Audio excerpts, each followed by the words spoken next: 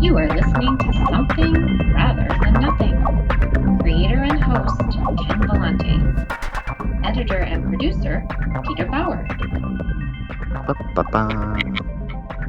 Yes, we're good. All right, you ready? Yes. Okay. You're listening to the podcast Something Rather Than Nothing, and this week we have a great guest, multi-talented artist, Joanna Valente, and we're talking to her from the East Coast, out in Brooklyn. And Joanna, it's great to have you on this show. I'm really excited to talk about a lot of the art that you do and a lot of the projects that you're in. I'm going to go right into it. And one of the questions we like to ask is, what were you like as a young human? What type of thing were you curious about?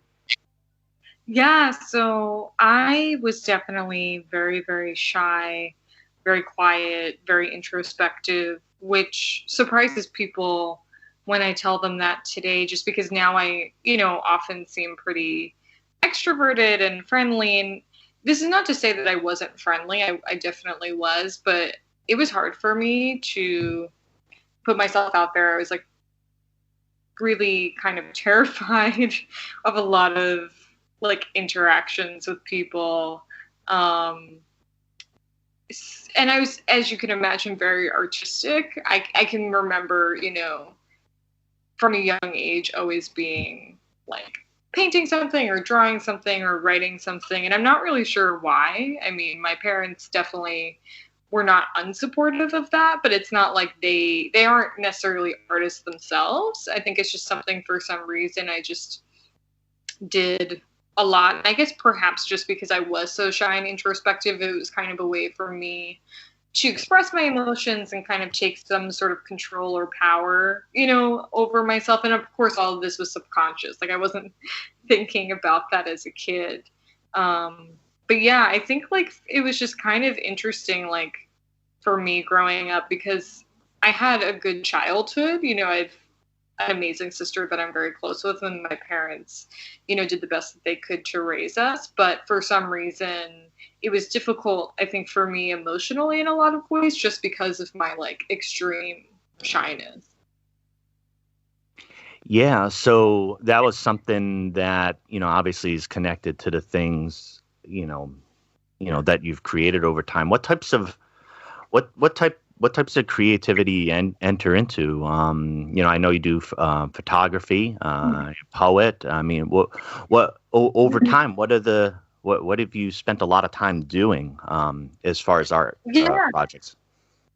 Yeah, that's a great question. I mean, so definitely a writer, and I write fiction, poetry, and nonfiction. I guess as I guess we'll talk more and more, you'll see, I just don't love having to choose one form. So writing of any kind, although definitely poetry has been my main focus for a long time. That's what I have my MFA in. And visual art as a whole, I would say photography and painting and illustration also are my main forms. But I've always loved to just dabble in everything as much as possible. I do collage art as well, just because I kind of believe that the more you do, art or otherwise, the smarter you are, the better you can understand yourself, perceive the world in different ways. I kind of liken it to a kaleidoscope, and that the more you open yourself to, the more you'll be able to see these different ways to perceive the world around us. I would say I've always been really visually oriented. I was a visual artist before I was a writer, actually. And I mean, I've done both since I was a child, but for most of my childhood, I was really primarily focusing on my visual art. So I think that probably makes a lot of sense, because even my writing is so image based. And yes. Even when I write, I'm kind of translating images that I have in my head. So I definitely obviously am a writer, and a lot of people know me as a writer, but I think ironically, being a visual artist has always been the most natural and organic for me. So I think it's kind of funny when people don't even realize like that visual art's so important to me. I think just because for such a long time I was publicizing mostly just my writing. And I think like in the last several years, I've been trying to kind of change that and, you know, really kind of put my visual art on the forefront again. And I think that was just a natural inclination that happened after I got my MFA in writing, because like you're encouraged basically to like live and breathe and die by your writing, which I'm not criticizing that, but I think sometimes you can get lost in like the literary world and like forget that there are other modes of operation and art that you can do. Yeah, and you know, I was thinking about your work in interview questions yesterday, and I started to think about something that you mentioned about images, because I saw that in your work, and there's different ways of Sure. of trying to present that, and obviously there's a huge creative act in creating a photograph, but that's one particular type of medium, and I do see in your poetry, those images that come up where you evoke in a poetic way, which is different than, just sheer description. Sure. It's painting in the photographs and the poems. It seemed to me a lot, and I've been really thinking about a lot about this, is, less strictly descriptive and more of the presentation of an image throughout your work. And I think you pretty much said that. Is that the main driver as far as the content? Is that you're presenting an image, or that's helpful for you? Is that the best way to put it? No, that definitely makes sense. I think it's kind of a mix of both. I think it's more like I definitely have, feelings and emotions and like narratives. And like sort of concepts that I want to get across in my writing. I think I often think of things as like cinematic movie scenes. So everything kind of like comes to me in these like momentary images or movements. And then I think I try to translate those as poems. So I think in some way I always think of my poems as having a narrative, like they're kind of like short stories or novels. Like all of my poetry books, I would say, are almost like they're all narratives and stories that I tell through the poems themselves. So they're not unlike what we would consider a short story or a novel. They're just kind of written in these momentary vignettes, kind of like films or short films. And I think that's how I kind of think of my poetry in particular, is just having these like cinematic qualities, and like each poem is kind of its own moment that the reader is supposed to inhabit. Yeah. I wanted to zoom in on, you do some, I think it might even refer to them as Twin Peaks poems, right? Yes. And you and I have, communicated a bit about this when you're in Twin Peaks, when you're a Twin Peaks fan, a Twin Peaks freak. I'll qualify myself as that. You enter into that world, and I think it's a very wild, violent, beautiful, fantastic, scary, but ultimately poetic place. When you're doing, Sure. Well, first of all, tell us about one Twin Peaks poem you did, and how you go about trying to bring that world out in your poetry. Sure. So, it's kind of interesting because I never really thought of myself as someone who really commented much on pop culture for a while. But then I realized that I do, which is kind of a funny realization, because I always have. Like, ever since my first book, even like with my first book, that is like what I would consider in some ways my most formal collection, I reference a lot of like literature and film and songs, which are still pop culture. I think when we reference things like even Emily Dickinson or Walt Whitman, like we don't necessarily think of it as pop culture, but it is. It was at the time. It's part of our canon and our living history. And then, of course, like, I've evolved and changed as a writer over time and started doing more of like actual, like in the moment pop culture. And, I'm obsessed with David Lynch as a whole, and Twin Peaks is a big deal for me. I first discovered it when I was in high school. So when the third season came out, I was, super excited, and I watched it and I loved it. I loved the third season more than, to be honest, the original, because I felt like it was Lynch at his best, like kind of putting together the duality of like darkness and camp and surreal and mundane. And that's always something that I've been obsessed with in my own art. I mean, you can definitely say Lynch is a huge inspiration for me since I was a teenager.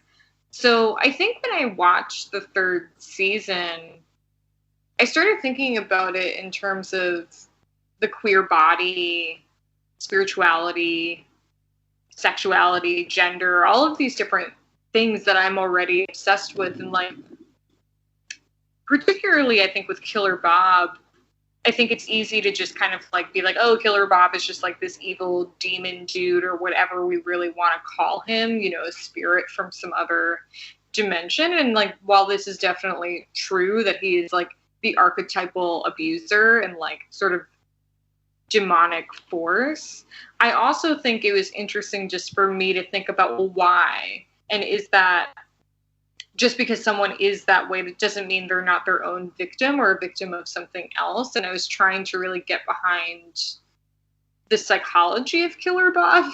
So I actually wrote an entire collection of poems called Killer Bob, a Love Story, because it's just a side project I was working on just while I was like doing a bunch of other things, because I'm a freak and work on like a million things at once. So then when I really began to inhabit Bob as a persona, I really got into like the rest of the universe of Twin Peaks and like other characters like Laura, of course, or Bobby, etc. Like all of the characters kind of make their way through the collection. And so it was kind of interesting just because like I have all of these poems that basically are doing all of that. And like one of them is called like Killer Bob Variations in Blue. And I think that just kind of came to mind to me right now, just because I'm trying to humanize the figure of Bob and just humanize like all of these ideas of like how people become abusers, what happens when you identify as queer in a world that's not queer friendly. Since like I'm kind of writing and inhabiting Bob as like a queer figure. Although that's never been like obviously explicitly stated by any means in the show. And just because there's a lot of weird gender dynamics within the show itself. So I'm like kind of really working through a lot of that, especially because right now we're in this moment politically, and emotionally where people are really thinking about gender and gender dynamics. And for me, especially as like a queer person who also identifies as non-binary, like clearly I'm like working through what this means for me, like within society. So clearly I'm taking this a lot more seriously than probably David Lynch ever imagined. But I find it fascinating too to use pop culture as a way to to explore these like deeper themes. And I think it's easy for people to read them and kind of unpack it themselves, because we all like understand like this greater like zeitgeist and theme, versus I think if I was only writing from my own personal perspective, it's not to say that people won't be able to relate to it, but I think people can kind of easily relate to things that they themselves have engaged with, whereas like not everybody knows my personal life or personal aesthetic. I don't know if that makes any sense. I feel like I just rambled. No. It really does. And I actually like the active component on gender that you talk about, because I think the text itself, and with David Lynch and with Twin Peaks in particular, is extremely complicated. And I think on one pole of analysis, there is this kind of extreme, almost oppressive patriarchy of traditionalism that's within the text, and there's just extreme violence that is the basis of the show. And but at the same time, I think it's wonderful how you enter into that and explore that, because I believe the text is a lot more dynamic than just kind of this polarity. Is David Lynch, Oh, sure. is he, what is he supporting? Everybody tries to politicize it, and I think that's fantastic Sure. to try to. But I think part of his thing with Lynch is that he says, well, I've tried to create these images that have come up in my head, and I've seen Sure. these things, so there's like less, it's like I'm not trying to overtly create Killer Bob, like that type of violence. And nothing is all good or all bad necessarily. I mean, clearly, I'm the first person to say that, like, obviously some things are, violence or, assault or any of these terrible things, murder, like, those are bad. Like, those are intrinsically bad things. By no means am I, like, glorifying or condoning that, but I do think there's a lot of gray areas and nuances in all of these things. And I'm always interested in kind of exploring the nuance, even within, like, something that is violent and terrible, because I think it's important to know where these things stem from. You know what I mean? Because I think a lot of times, like, people want to shy away from, like, exploring these things because it's easy to be like, well, this is just wrong or this is just bad, so, like, we're going to leave it boxed up. And I kind of do the opposite, whereas, like, I'm like, well, where is all the gray areas? And, like, that's always just kind of been fascinating to me. And I think David Lynch in general, his art does that really well, where he's not really necessarily making, like, judgments or statements on the characters. He's just presenting them as they are. And I think sometimes that's the strongest kind of art, where you're not trying to hold the reader's hand in making them decide what the character is like or what the actions represent. And I kind of try to do the same thing in my art, because I feel like it's clear for me on a personal level when I speak in interviews or just anyone who knows me that, like, I would never condone any, like, violent acts. But at the same time, I think, I want the reader or my viewer to make their own choices. You know what I mean? Like, I treat my reader as, like, a smart human, if that makes sense.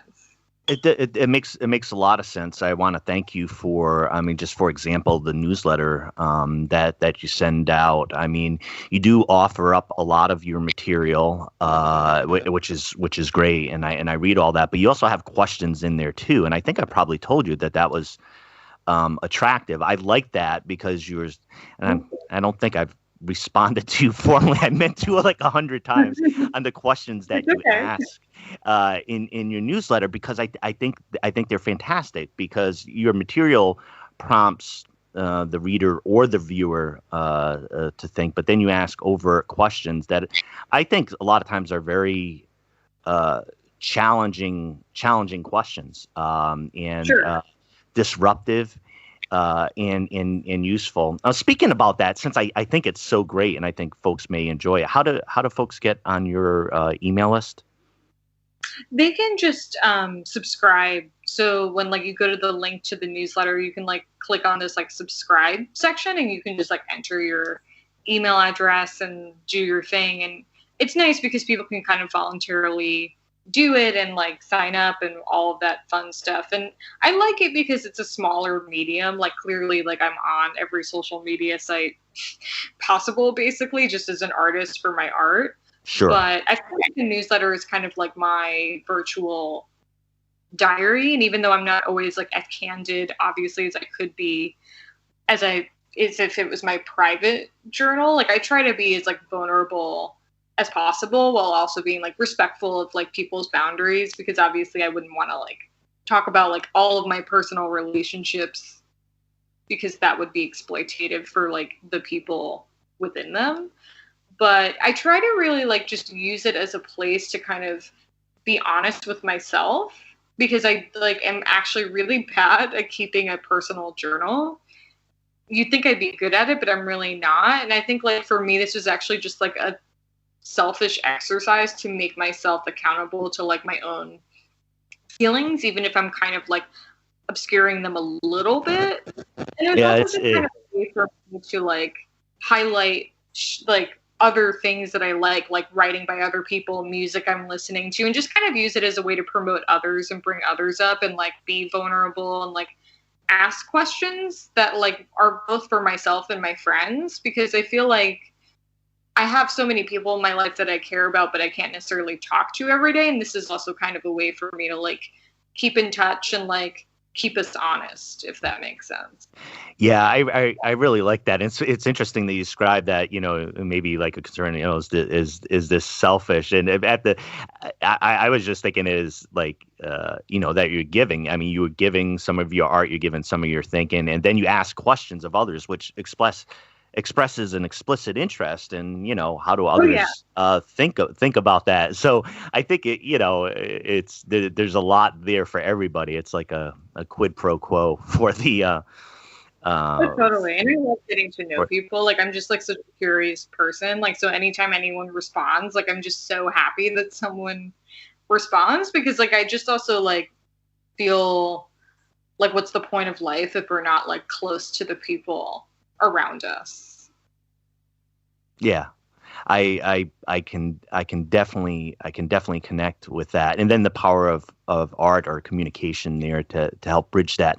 I want to ask a couple a little bit bigger questions about art itself, and I know you've touched on some of this, but one of the questions I'm always interested is about creating. Do you feel in creating art in what you create that you're just absolutely compelled to do it, or do you kind of make a little bit more of an active choice, saying I want to create this, whether you're compelled or not? So how is it? What is your process like? I mean, you just compelled? I mean, so that's the question. Yeah. Yeah, no, of course. I mean, it's a great question, and it's like a super complicated question for me, as you can imagine. Like, nothing I do is ever, I mean, everything I do is simple and yet complicated. I'm sure you understand that duality.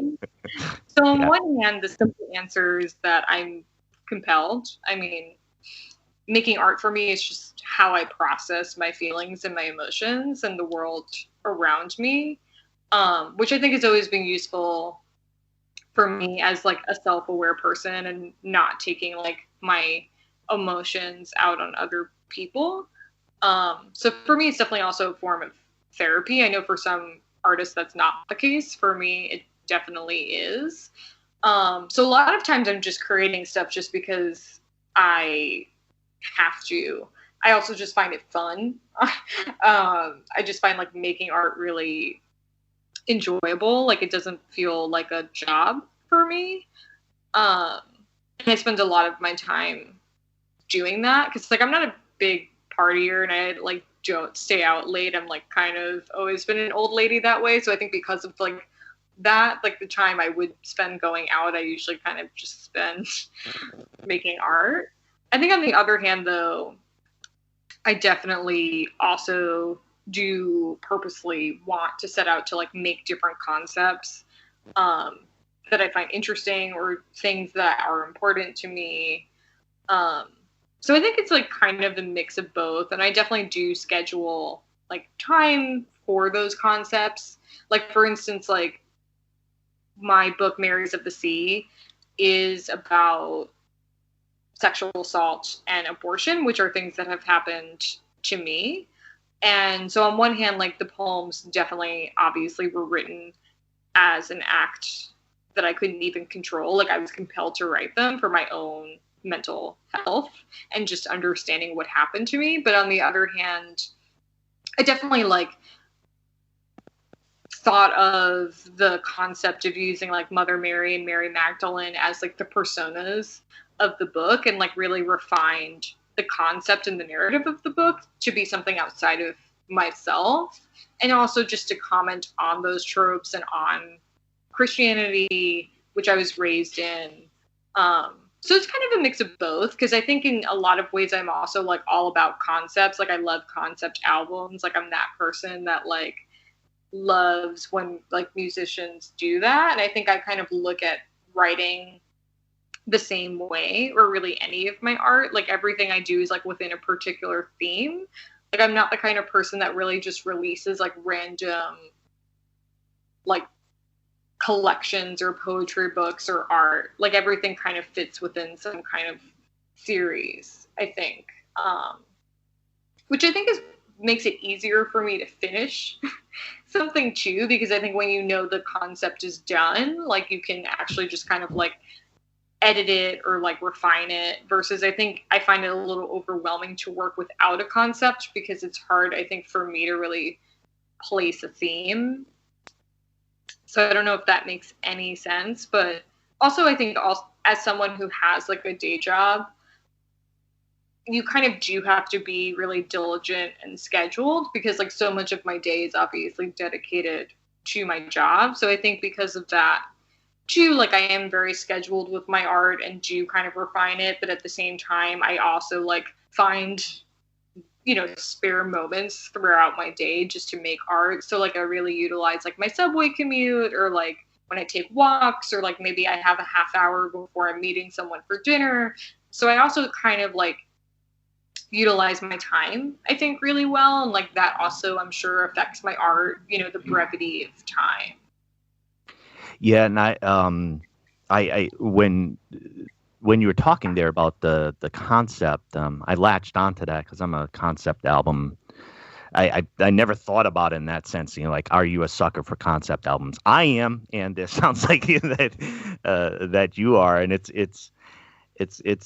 a, you know, maybe it's just a way to kind of collate themes, but be able to, you know, kind of keep approaching it from a different direction, you know, not giving up on the idea, and as a way to collect your thought. Does that make sense? Oh, totally. Yeah, I'm asking you that question. Every time we've been talking now, when you say, does that make any sense whatsoever? Everything that you said's made total sense to me. So it's a prompt a lot of times. Yeah, that's really helpful. Now, I've been asking you questions about, you know, creating art. You've been talking about, you know, spaces and time when you're doing it. You know, the freedom, but also the schedule and diligence, and you know, you enjoy creating art. But what is art, or what is art to you? Oh man, that's a question. So I think on the simplest side of it, I think art is something that comments on the society in which we live and exist. I think it is supposed to make us think deeper about why we do the things that we do. I have always looked at art as being very progressive and political. And I think it's, you know, that's also just the way that I was taught, I think, in general, is like, how can we be better people? And art is kind of a way for us to be able to do that. So I think like the question of like, what good or bad art is so like irrelevant to me, because I think art, if it makes you question and rethink things, or, you know, see things in a new way, or change your perception, like that's art. And I think anything can be art because of that, because, you know, if you see a building that makes you think about life in a new way, you know, like whether it's sustainable or just how you exist within a space, like that's art. You know, a drawing that might not even be like a masterfully crafted drawing. Like if somehow that makes you see things in a new light, I think that's art. And I think like, honestly, thinking of art in simple terms like that is kind of less confusing for me. Whereas I think the more like conceptual we get about what art is or what art isn't, like I think also just kind of defeats the purpose for me. The in when I've asked that question, what is art? You know, I think it's one of the reasons why I love the question so much, and it is intimidating. It's just I think that a lot of regular folks don't necessarily think in a philosophical way. Think about that question, because we make so many judgments and evaluation, whether it's the TV shows that we watch, or whether it's music. We're saying that this is art, or that's not art, or that's crap, or music was art back in the 70s. I mean, there's a lot of comments around whether something falls in the category of it or not.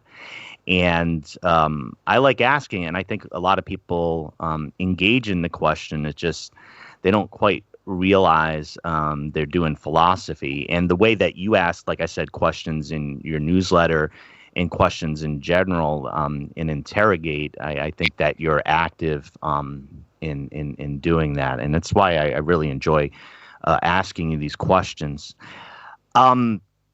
I came in contact with your work through a friend of mine, and somebody Bun Quang Tuan, BK Tuan, a poet and somebody that I've known, and we've been able to reconnect online. He's also somebody that you collaborated with. He's also somebody who was on this podcast, Something Rather Than Nothing. I got a clip here from him that I'm going to play from the episode with BK. And I'm going to play that, and I'm going to stop it, and I'm just going to ask you to comment on some of the question that he's asking you. There's one actually related to you. There's Joanna Valente, who you've worked with before. Right. Yeah, okay. she made hello. Yeah, she is a future guest as well. And my understanding now that you had done some poetry, but also she had done some drawings or sketchings that went along with that. Could you talk about that process and what your intent and what you're trying to do with that? Yeah, I would like to actually send her via email a list of questions about the process. I was really interested in how she would. This is I'm just sort of. I haven't thought about this very clearly, so the words might not be right. But how does she translate from one medium to another? What does she notice? What does she pick up? How can she relate my experience of being a refugee Cambodian orphan in America? How does she relate to that otherness? So those are some questions that I really want her to tackle once she is done with her sketching.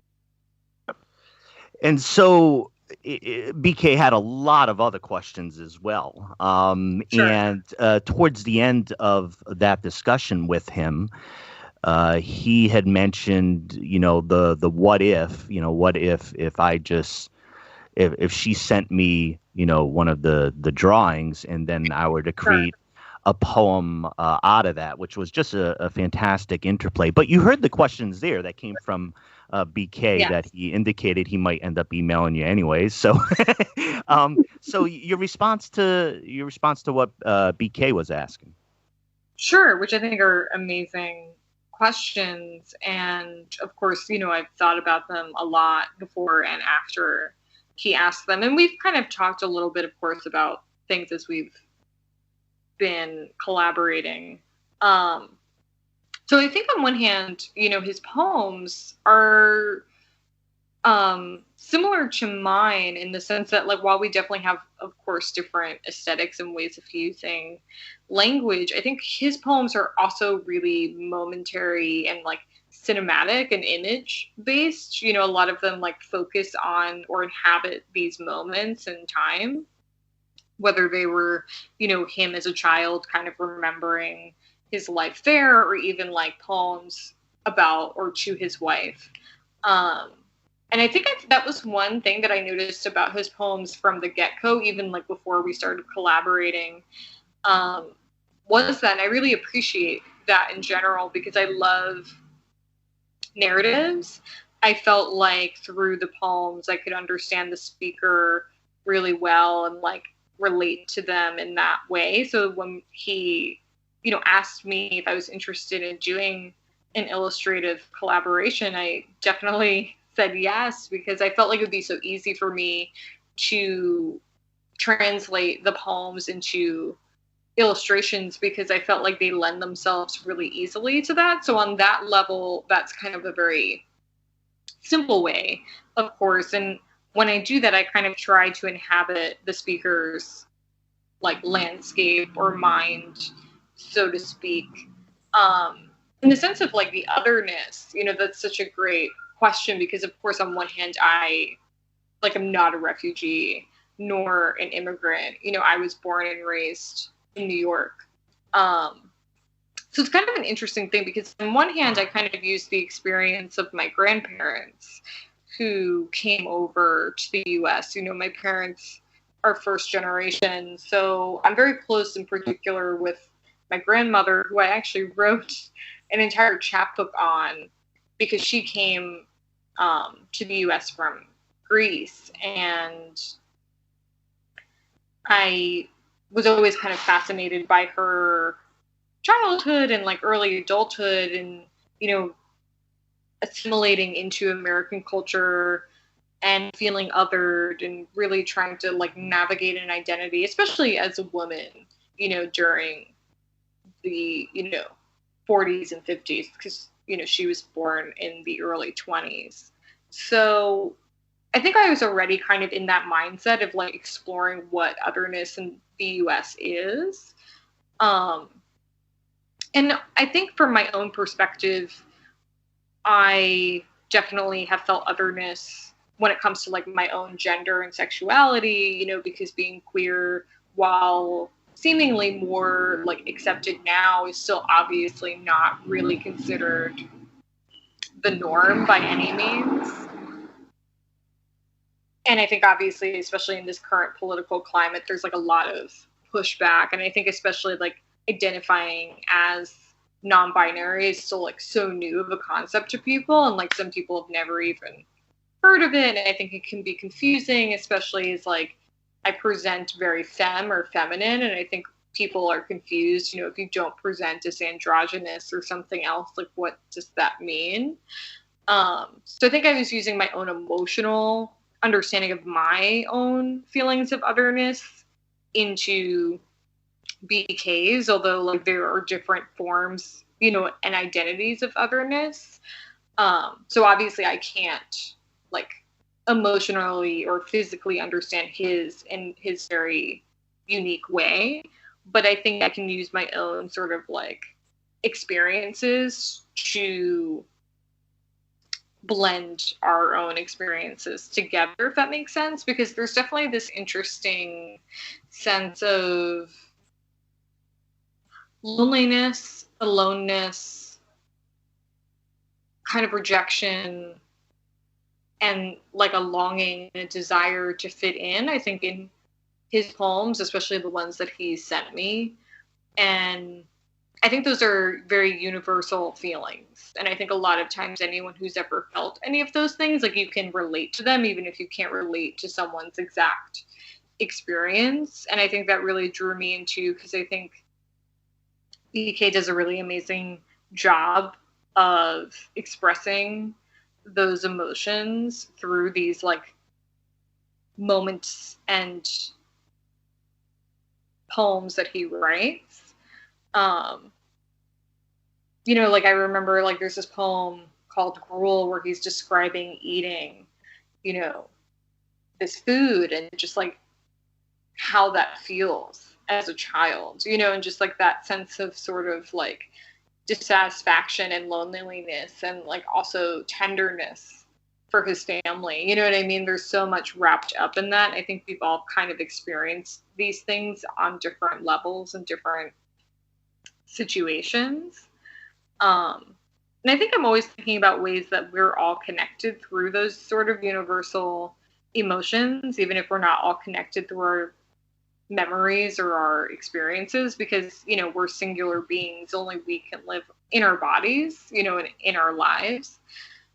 So I think that's the fascinating thing about art. I think that's what art kind of does, is that it connects people through these emotions. Yeah, and it's I find it really powerful. You talking about his work. I found both of your work overall and in general amazing, but your poetry in his poetry and his I find it particularly moving.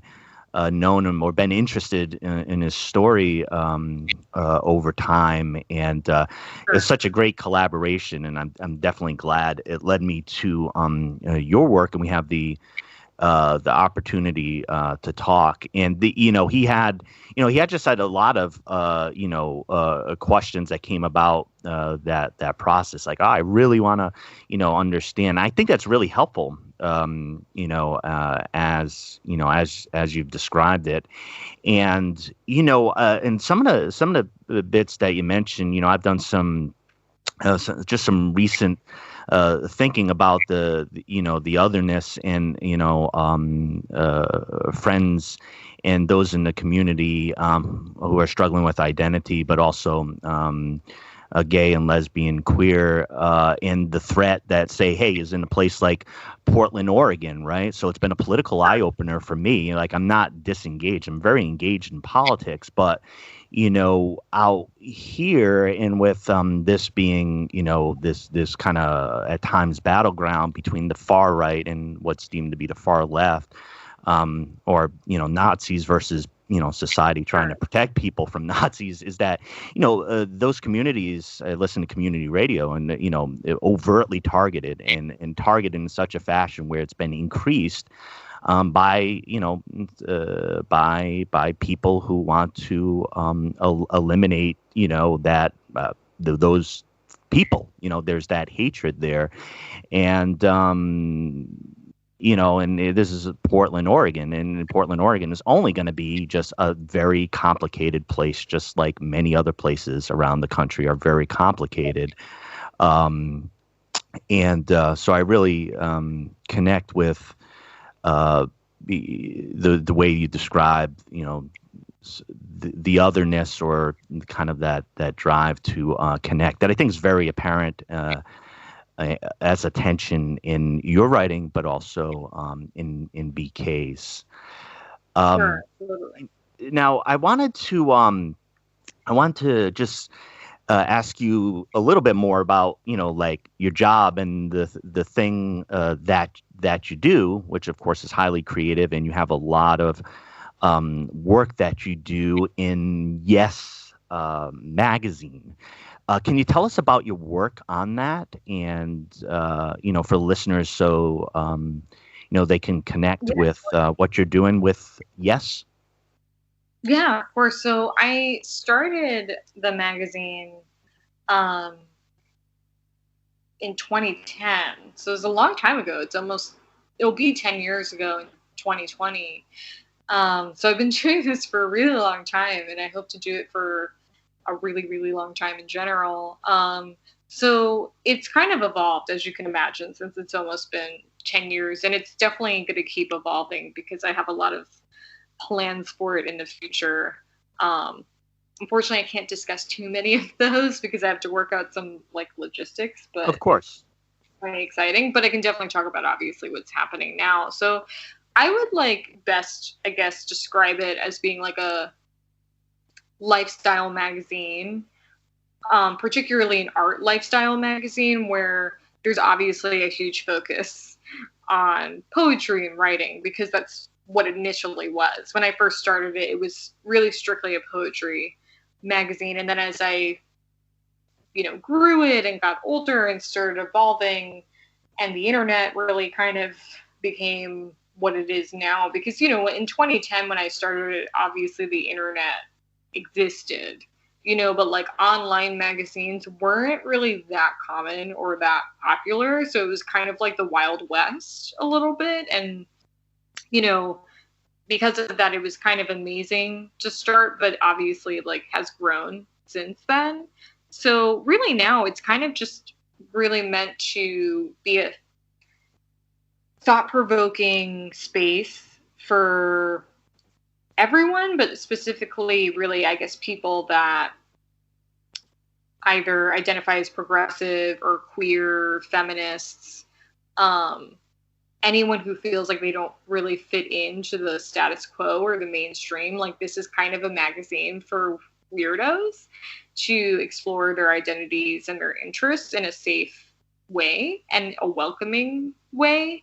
I've always been interested in diversity and diverse voices and really like giving a space for people to just explore themselves without feeling like they're going to be overly edited or like boxed into a specific demographic or vision. And I think that for me is always going to be the most important thing about the magazine. And, you know, to do it in any form, whether someone wants to write an essay or write a poem or have a video or whatever, you know, whatever it is. And I think that's something that thankfully has really come across to people. A lot of people really, like, they tell me that they feel that way, which is like amazing and like humbling, of course. So I kind of like at this point just look at the magazine as being this like interactive online experience. We have done like physical like collections before, and we do ebooks now. That's something that definitely I'm kind of in the process of like reworking a lot of that, which unfortunately I can't give too many details because I'm kind of still like figuring it all out. But like I want it to kind of be this like all-encompassing movement, if that makes sense. Like I want to engage people in like kind of a lot of aspects of their lives and really just be a support system, because I think a lot of magazines, and I say this as someone who's like loves magazines, reads them all the time. On one hand, there's a magazine for everyone, which I think is great. But on the other hand, I think sometimes things get too niche to the point that you can no longer really relate to it, or you feel like, oh, okay, I like this magazine, but I got to get this other thing out of this other magazine. And like, you're kind of like reading like 20,000 magazines to kind of fill your entire like identity. And I totally understand that as someone who's worked at various magazines like in my life. And I understand like needing to fit like essays into like the voice of the overall like aesthetic, like whether it's the New Yorker or the New York Times or like, you know, Glamour or, you know, New York Magazine. Like, you know, anytime you mention these names, you like definitely get a sense of like what these are about. Like, you know, anytime anyone's ever read the New York Times, you know what their aesthetic is. And I think actually I've been trying to dismantle that, I think, with Yes Poetry, just because I want it to be a magazine where anyone can read it. Like, obviously it's not going to be for everyone. Like, I doubt someone who's like a Trump supporter or like a super conservative far right person is going to read the magazine because it's super liberal. But at the same time, I don't want someone to feel like, well, I'm queer, I can't relate to this, or like I, you know, identify as a witch, like what about me? You know, I want everyone of different backgrounds to be able to like find something for themselves, if that makes sense. Yeah, I think it's very affirming, and it sounds like you, rather than the kind of, if I could say, the intermittent pieces that might be contributed with a traditional format magazine, it does sound like you're creating more of a community and allowing those contributions to help define the identity, right? Of your project, you know, just trying to get. Do you think you're trying to create more of a community with what you're doing? Oh, totally. Like, I think for me, creating like a community that's both like obviously like physical and tangible, but you know, also on like online and on the internet, like I think is so important for me, because I want people to feel seen. I want them to feel heard. And I think doing that through like art and through a lifestyle sort of platform can definitely do that. So it's like kind of a weird thing. Like, it's both like a virtual gallery of art, but also like a community space for people to be connected like virtually and physically. And I think somehow I'm trying to do both, and I guess like it's kind of working out for me. I mean, I'm kind of also just like doing things as I go. I think because that is how sort of the internet functions now, is we're all kind of learning as we trudge along. So it's kind of interesting because on one hand, like obviously the site is definitely unmistakably strange and weird, which is kind of my own like personal aesthetic. But on the other hand, I think just like it's almost its own beast at this point, you know, which I think you kind of hit on, where it's like when you visit the site, it's like a clamor of voices that somehow I've like put together, and it works somehow. Right. Yeah. I like that, and I hope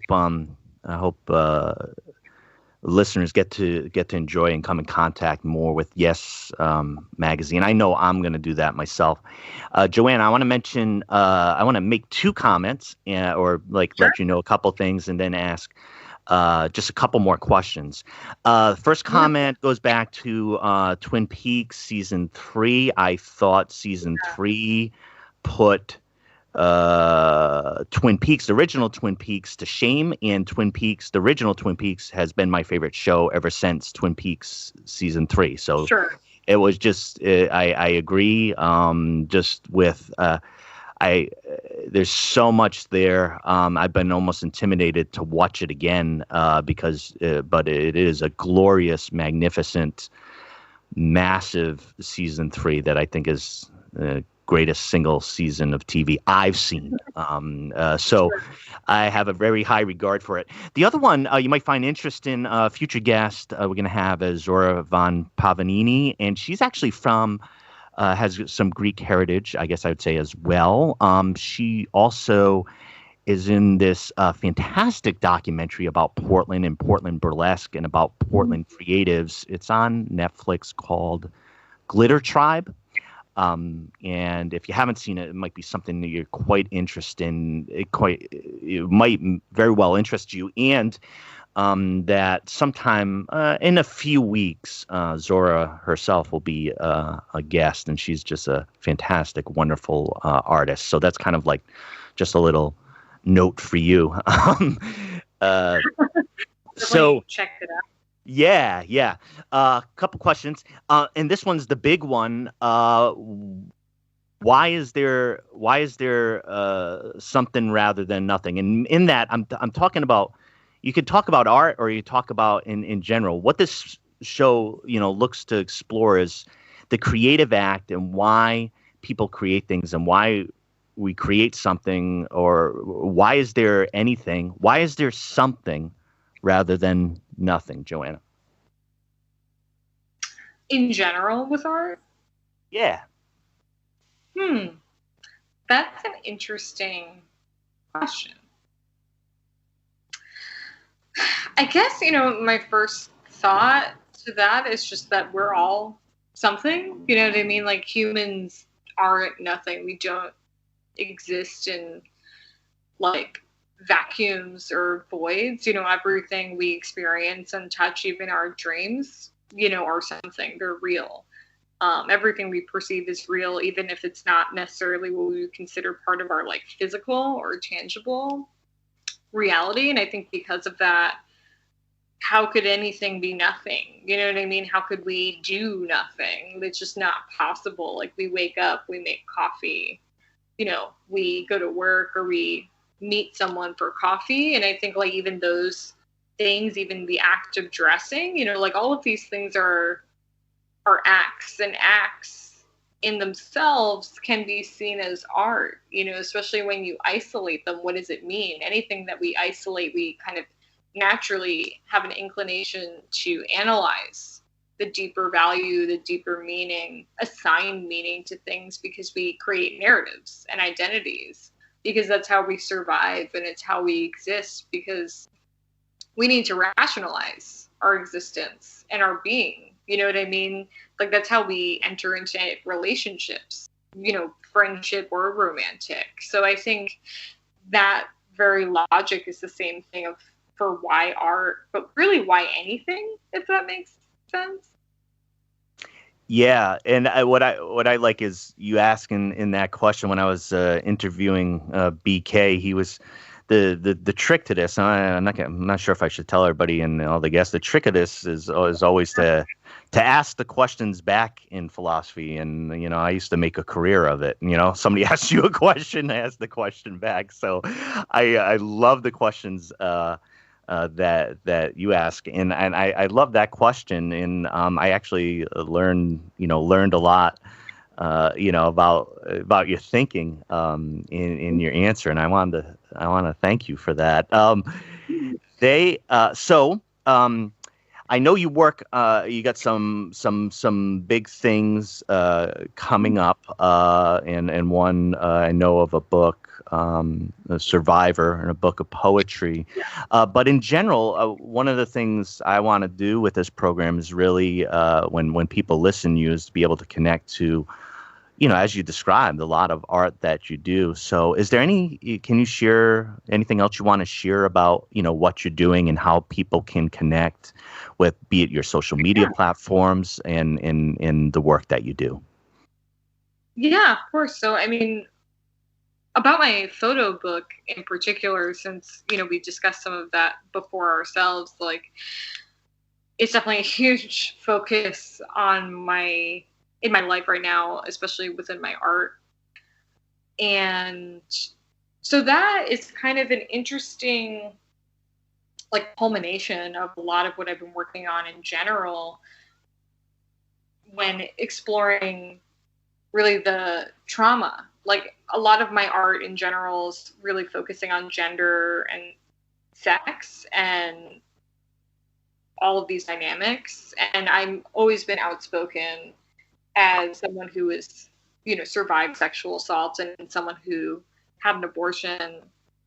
So a lot of my poetry, my writing has dealt with this, but then I started this photo series that is an exploration on trauma in the body and in landscape. So it's kind of interesting because it's sort of merging together a lot of my writing and a lot of my visual art and putting it all together in one place. So the book, I took photos of myself and of other people and places. And it's kind of an amazing thing, whether or not someone likes it, whether or not my photos are actually good, I think is maybe beside the point for me. But I think just like being able to connect people through their various traumas and through our pain and show that there is, a light at the end of the tunnel, so to speak. Like, I'm trying with the book to focus on the positive aspect of surviving. We can survive. You will survive this, and everything passes. Like, our pain and trauma maybe doesn't go away. It's not like we can move on from it forever, but healing is a process. And I think healing allows us to take ownership over what happened to us and allows us to figure out ways to survive it and, like, live lives that we consider fulfilling. So that's kind of what the photo book is about. And it kind of all happened on a whim. I was just at an art residency about a year ago at this point to work on my novel, ironically. And instead I started this whole photo series, which was amazing, but also just kind of funny because I really didn't plan it out. I think my body just literally was like, you need to do this thing, and it needs to be a visual piece and involve other people and places.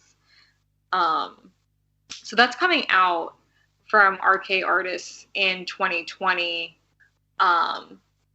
around spring. I think we're hoping to launch it for AWP, which is happening in San Antonio this year. So that will be an exciting time. I was actually working on the manuscript this morning before we spoke.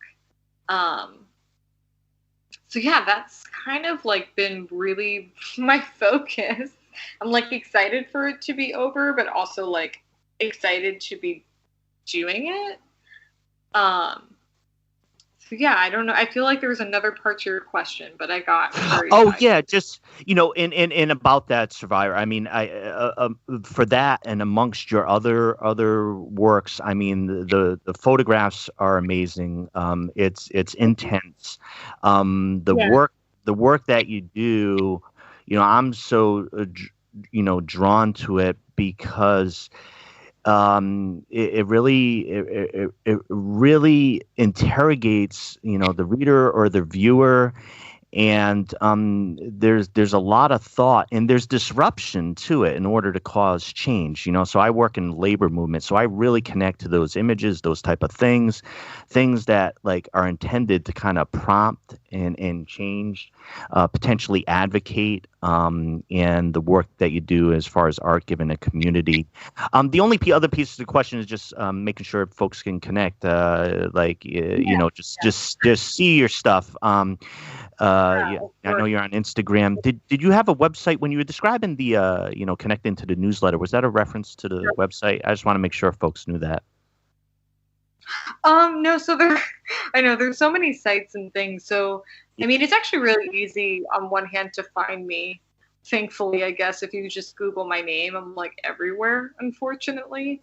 But yeah, so the easiest ways to connect to me are like definitely social media. Like I'm Instagram is actually my favorite social media site because I feel like it's like both artistic but also personal, because a lot of times in the stories I share like my day-to-day goings on, and within like the actual feed itself I share a lot of my art.